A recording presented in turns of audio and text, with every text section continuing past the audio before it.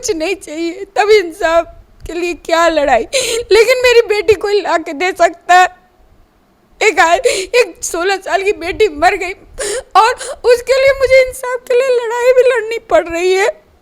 मेरी स्थिति। मुख्यमंत्री आदरणीय योगी आदित्यनाथ जी, आप बुलडोजर बाबा के नाम से काफ़ी चर्चित हैं और जाने जाते हैं। अपराधियों के ऊपर तुरंत बुलडोजर मामले पर भी आपकी बुलडोजर की स्पीड भी बढ़नी चाहिए, ऐसी उम्मीद आजमगढ़ की जनता कर रही है। आप क्यों नहीं अपनी बुलडोजर की स्पीड बढ़ा रहे हैं? लोग तो कह रहे थे प्रशासन भी खड़ी है, हम ये नहीं कहेंगे। योगी जी भी अभी तक ये नहीं कोई कहीं से वो आया कि योगी जी भी ने कोई इस पे कुछ कहा या कुछ कार्रवाई का वो किया। तो यहाँ के जो सबसे जो ये सांसद यहाँ के निरहू जी हैं, जी क्या वो भी कहीं से कुछ उनका भी कोई फोन सोन आया आप लोग? नहीं सर, उनका तो कुछ भी नहीं फ़ोन आया। तो लेकिन बात यह भी सामने आई कि बच्ची ने सुसाइड तो किया, लेकिन प्रेशर किसने दिया? तो नाम प्रिंसिपल और टीचर का आया, तो टीचर और प्रिंसिपल की गिरफ्तारी भी हुई।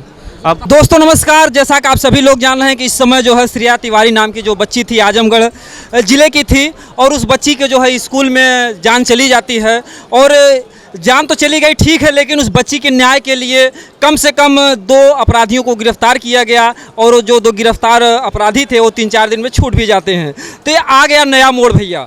तो ऐसे में एक गरीब व्यक्ति हो जो भी हो, कानून पर कैसे भरोसा करेगा अगर अपराधी लोग इसी तरीके से छूट जाएंगे? तो भैया सबसे पहले आपका चैनल पर हमारे बहुत बहुत स्वागत है, आप अपना परिचय बताएं सर।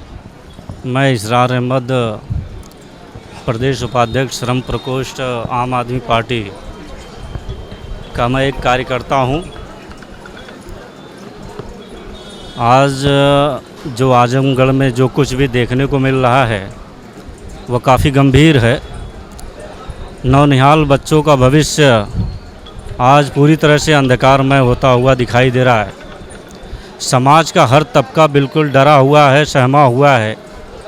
जो कुछ भी घटित हुआ आजमगढ़ में उसकी परिकल्पना करना बड़ा मुश्किल काम ख़ास तौर से मेरे लिए हो रहा है। रूह कांप जा रही सोचने की। मतलब ऐसा संवेदनशील मामला शायद आजमगढ़ में कभी देखने को मिला हो कि एक मासूम बच्ची स्कूल प्रिंसिपल और स्कूल के टीचर के द्वारा इस कदर प्रताड़ित किया जाता है कि वो 3री मंजिल से कूद करके जान दे देती है। आप ज़रा सवाल करिए इन शिक्षा माफियाओं के ऊपर कि भारत की जो राजनीति है वो किस तरफ जा रही है। आप ज़रा सोच के देखिए। और अपराधियों को छूट जाना है कहीं कहीं से एक राजनीतिक मुद्दा बन गया। देखिए, जहाँ तक बेल और सरेंडर का मामला है ये न्यायालय की प्रक्रिया है, बात समझ रहा है। जमानत होना, किसी को कस्टडी में लेना, ये न्यायालय की प्रक्रिया है। न्यायालय उसको अपने स्तर तक जो भी हो सकता है वो कर रहा है। न्यायालय की बात की जो भी बातें हैं उसको आप उस पर कोई सवाल नहीं खड़ा कर सकते। माननीय न्यायालय जो करेगा बेहतर करेगा, ऐसी हम उम्मीद करते हैं। लेकिन शासन की क्या मंशा है, उत्तर प्रदेश की सरकार इस मामले को लेकर के कितना संजीदा है, ये सवाल है। जनता आज पूछना चाहती है योगी आदित्यनाथ जी से कि उत्तर प्रदेश की सरकार में आज नौनिहाल बच्चे सुरक्षित कहाँ हैं।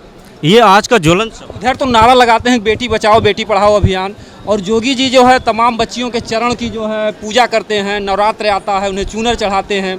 तो क्या ये सब सारी चीज़ें दिखाने से बच्चियों की सुरक्षा हो जाएगी?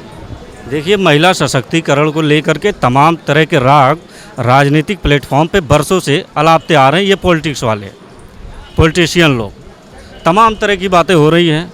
हाल ही में मणिपुर की घटना एक जीता जागता उदाहरण है। महिलाओं को शर्मसार करने वाली जो घटना मणिपुर में हुई, एक ऐसी विभत्स घटना, उसके बाद भी देश का प्रधान सेवक अपनी जुबान खोलने में नाकाम, चुप्पी साधे हुए है। क्या मुस्तकबिल है महिलाओं का? और ख़ास तौर से आजमगढ़ की मासूम बच्ची की बात करें तो इस तरह के कार्य काफ़ी घृणित कार्य माने जाते हैं। ऐसे लोगों को समाज कभी भी बर्दाश्त नहीं कर सकता। कैसे उस बच्ची को न्याय मिल जाएगा जो इस तरीके से अपराधियों को जो, और यहाँ के जो एसपी थे उनको बोले कि अच्छा काज नहीं कर रहे हैं जो अनुराग आर्य जी थे, और उनसे आजमगढ़ जनता काफ़ी संतुष्ट थी। और मऊ के एसपी को जो लाकर यहाँ पर जो है उनके द्वारा कार्य कराया। देखिए, जहाँ तक एसएसपी आजमगढ़ की बात है तो आजमगढ़ के एसएसपी के द्वारा जो भी किया गया वो काफ़ी काबिल तारीफ़ है। आजमगढ़ की एसएसपी की ही देन है कि उन्होंने यथाशीघ्र उस मामले को संज्ञान लिया और परिवारजन की तहरीर पर 302 का मुकदमा सबसे पहले यहाँ पे दर्ज किया गया। बाद में विवेचना के बाद जब ये बात साबित हुई कि बच्ची की मौत एक्सीडेंटल मौत है, यानी कि बच्ची सुसाइड की हुई है छत से कूद करके, लेकिन बात यह भी सामने आई कि बच्ची ने सुसाइड तो किया लेकिन प्रेशर किसने दिया, तो नाम प्रिंसिपल और टीचर का आया, तो टीचर और प्रिंसिपल की गिरफ्तारी भी हुई। अब बताते हैं कुछ सामान मिला, उसको बच्ची के हाथ पे रखकर पूरे फील्ड में घुमाया गया। देखिए, सामान मिलना एक तरह से ये ऐसी बात है कि आप मोबाइल का इस्तेमाल करते हैं, आप अपनी बच्चियों अपने बच्चों को स्कूल तक भेजते हैं, आप सुरक्षा की दृष्टि से अगर उनको आप मोबाइल देते हैं तो इसका मतलब ये अपराध की श्रेणी में मेरे ख्याल से। कोरोना काल था तो बच्चों को ये भी तो आदेश दिया गया था ऑनलाइन पढ़ाई करें, उस समय तो बच्चों को काफ़ी जो है मतलब कि अभिभावकों से कहा गया कि उनको मोबाइल दीजिए, तो आज फिर मोबाइल लेना अपराध कहाँ से? देखिए, मोबाइल देना अपराध नहीं है। मोबाइल तो पिताजी ने या माताजी ने दिया था, तो मोबाइल तो एक सुरक्षा की दृष्टि से कि हम अपनी बिटिया की लोकेशन ले लेंगे, लेकिन सवाल यहाँ पे हम ये नहीं कहना चाहते। हम ये कहना चाहते हैं कि उत्तर प्रदेश सरकार की आखिर मंशा क्या है शिक्षा नीति को लेकर के। आज राजनीतिक कुचक्र में फंसकर उत्तर प्रदेश की जो शिक्षा व्यवस्था है बिल्कुल चौपट होती जा रही, इस पर आप सवाल नहीं उठा सकते। जी, एक दिन पूरे जो है उत्तर प्रदेश का स्कूल बंद हो जाना है, कहीं न कहीं से क्या संदेश दे रहा है जनता? आपकी बात को थोड़ा डाइवर्ट करके मैं अपनी बात रखना चाहता हूं। हाल ही में जिलाधिकारी महोदय के पास हम लोग पहुंच करके, आम आदमी पार्टी के कार्यकर्ता साथी पहुंच करके उस परिवार को 50 लाख का मुआवजा देने की बात हमने डीएम के माध्यम से राज्यपाल को भेजने बात वकील साहब ने भी बताई। तो इसमें हमने ये डिमांड रखी है, तो बिटिया अब इस जहाँ पे नहीं रहे, इस धरती पर, आजमगढ़ की धरती पर बिटिया तो अब रही नहीं, लेकिन उसके परिवार वालों को कम से कम 50 लाख रुपए स्कूल के प्रिंसिपल या स्कूल के जो मैनेजमेंट के लोग हैं या फिर स्कूल के जो संस्थापक हैं उनको देना चाहिए। अगर वो नहीं देते हैं तो सरकार इस पे, उत्तर प्रदेश की सरकार आगे आकर के आप बच्ची के परिवार वालों को सहयोग करना चाहिए, ये मेरा मानना है। और उत्तर प्रदेश की सियासत पूरी तरह से दूषित हो चुकी है। बच्चे के भविष्य के ऊपर राजनीति की जा रही है, शिक्षा के ऊपर राजनीति की जा रही है। इस तरह का जो परिणाम आज उत्तर प्रदेश में देख रहे हैं, ये एक दूषित मानसिकता का परितोष है। अगर शिक्षा व्यवस्था को आप स्वच्छ और स्वच्छंद करिए, इस तरह के मामले आपको देखने को नहीं मिलेंगे। उत्तर प्रदेश की सियासत में मटिया पेट मिलाने का जो कार्यक्रम आजकल चल रहा है, शिक्षा का बजट उत्तर प्रदेश में आज कितना है ज़रा आप सवाल तो करिए। लेकिन नौनिहालों की सुरक्षा के लिए स्कूल कैंपस के पास, स्कूल बिल्डिंग के पास क्या मैनेजमेंट है, स्कूलों का क्या प्रोटोकॉल है, वो आज आपको किसी भी प्राइवेट संस्था में देखने को नहीं मिलते हैं। ये एक जिंदा और जागता सवाल है जो आपको जनता से और सरकार से पूछना चाहिए। कहीं कहीं से देखिए जो भी खमियां हैं इस पर जो है अगर सरकार नहीं ध्यान देगी, और देखिए सबसे दुखद बात है कि इस बच्ची के चले जाने के बाद कोई संवेदना नहीं, कॉलेज को नहीं बंद किया गया, और यहाँ तक कि जो है पूरे उत्तर प्रदेश के स्कूल को बंद कर देना कहीं कहीं से बच्चों के जो भविष्य के साथ खिलवाड़ है। और वो भी इस विषय पर कि सब लोग एकजुट हो जाएं और उन अध्यापकों को छुड़ाने के लिए जिनको जो है अपराध साबित कर दिया एसपी साहब ने और गिरफ्तार कर लिया जो है, तो कहीं न कहीं से इससे समाज को एक दूसरा संदेश दा रहा है कि अगर इसी तरीके की घटना हुई जैसे श्रेया तिवारी के साथ हुई, अगर इसी तरीके से अपराधियों को दंड नहीं मिल पाया तो फिर जो है अपराधियों का जो मनोबल है वो बढ़ता चला जाएगा। सर देखिए, शासन और प्रशासन की पूरी तरह से जो रूपरेखा है आज उत्तर प्रदेश में आजमगढ़ की जनता पूरी तरह से देख रही है। आप माननीय मुख्यमंत्री आदरणीय योगी आदित्यनाथ जी, आप बुलडोजर बाबा के नाम से काफ़ी चर्चित हैं और जाने जाते हैं। अपराधियों के ऊपर तुरंत बुलडोजर से मामले पर भी आपकी बुलडोजर की स्पीड भी बढ़नी चाहिए, ऐसी उम्मीद आजमगढ़ की जनता कर रही है। आप क्यों नहीं अपनी बुलडोजर की स्पीड बढ़ा रहे हैं? लोग तो कह रहे हैं तेल ही खत्म हो गया।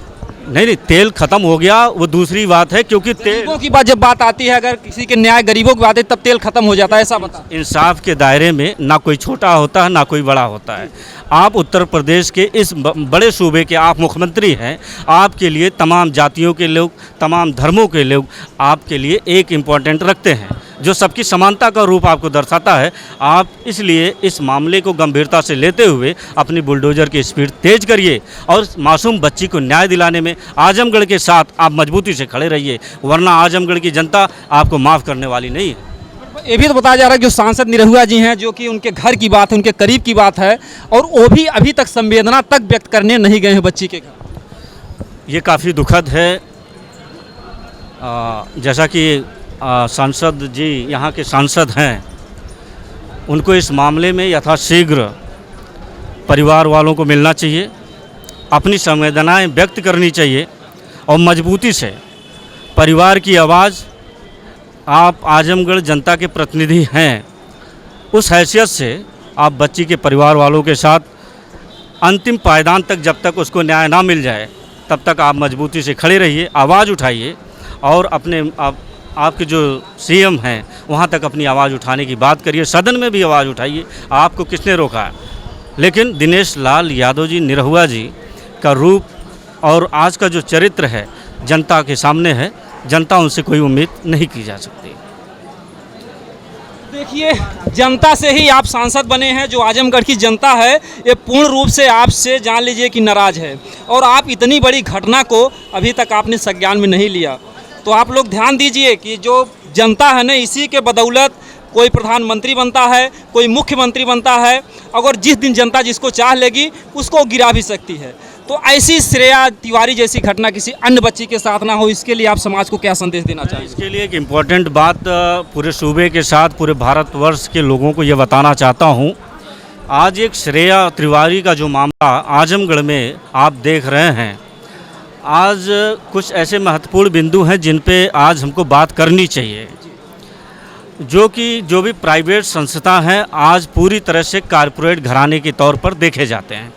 सिर्फ उनका मकसद होता है मोटी फीस, बच्चों से धन उगाही करना, और उनका कोई दूसरा सिद्धांत ये नहीं है कि आपके बच्चों को अच्छी शिक्षा दी जाए। उनकी सुरक्षा को लेकर के आज कोई भी प्रोफार्मा स्कूल मैनेजमेंट के पास नहीं दिखाई देते। आज प्रोटोकॉल के दृष्टि से अगर आप देखेंगे, सुरक्षा की दृष्टि से देखेंगे, बच्चों की सुरक्षा को लेकर के कोई इंतजाम किसी भी स्कूल के अंदर नहीं है। आप खुद जाएं, चिल्ड्रन कॉलेज का आप जा कर के खुद आप मौके पे जा कर के यथास्थिति देखें। यथास्थिति देखने के बाद आपको लगेगा स्कूल का जो प्रोटोकॉल होना चाहिए बच्चों की सुरक्षा को लेकर के कितना है। क्या हम अपने बच्चों को सुरक्षित हाथों में भेज सकते हैं? या भेजने के बाद सुरक्षित लौटने की उम्मीद कर सकते हैं? क्या एक माँ बाप अपने बच्चों को मोबाइल देता है और मोबाइल देने के एवज में उसको ये पता होता कि मेरे बच्चे को इतना प्रताड़ित करेंगे ये लोग कि मेरा बच्चा तीसरी मंजिल से कूद करके सुसाइड कर लेगा? आप थोड़ा सा सोच के देखिए, इतना इनसेंसिटिव मामला आज आजमगढ़ में घटा। आज आजमगढ़ की तमाम जनता आज पूरी तरह से आहत है दोस्तों, उनके पास शब्द नहीं है। मैं खुद इस बात को जिस हिसाब से कह पा रहा हूँ, ये मुझे महसूस हो रहा है, इस दर्द को मैं बयान नहीं कर पाता। ये कंडीशन आज उत्तर प्रदेश में शिक्षा व्यवस्था की हो चुकी है, जो काफ़ी दुर्भाग्यपूर्ण है। तो सब आजमगढ़ की जनता के लिए क्या कहना चाहेंगे कि ऐसी फिर किसी भी बच्ची के साथ घटना ना हो? उनके अभिभावक क्या करें? उनकी तो मजबूरी है, विद्यालय तो जाएंगे ही, विद्यालय से रोक नहीं सकते हैं। देखिए, सबसे पहली और इम्पॉर्टेंट बात यह है कि सुरक्षा का जो मापदंड होता है वो शासन तय करता है। शासन के बाद आती है बात प्रशासन की। प्रशासन उस स्कूल कैंपस को लेकर के कितना संजीदगी से उस पर एक्शन लेता है। तमाम ऐसे स्कूल और कॉलेज आपको मिलेंगे जहां पर उनकी कोई मान्यताएं भी नहीं है, लेकिन वो धड़ल्ले से चल रहे हैं। सरकार को चाहिए कि यथाशीघ्र, शासन को चाहिए कि यथाशीघ्र उस पर तत्काल निगरानी करके उसकी जांच की जाए और दोषी व्यक्तियों के खिलाफ, चाहे वो फाउंडर मेंबर हो, स्कूल का प्रिंसिपल हो या फिर अन्य कोई हो, उसके खिलाफ सख्त कार्रवाई करनी चाहिए। और हाँ, धर्म और जात और समुदाय के पैमाने से अलग आकर के एक प्लेटफॉर्म पर इंसाफ की नीयत से आप काम करिए, जनता आपके साथ है। बहुत बहुत धन्यवाद आपको। और जिनको भी लगता है कि हमारा जो वीडियो है ये समाज हितैषी है, देश हितैषी है, तो इस वीडियो को ज़्यादा से ज़्यादा शेयर करें दोस्तों। जय हिंद।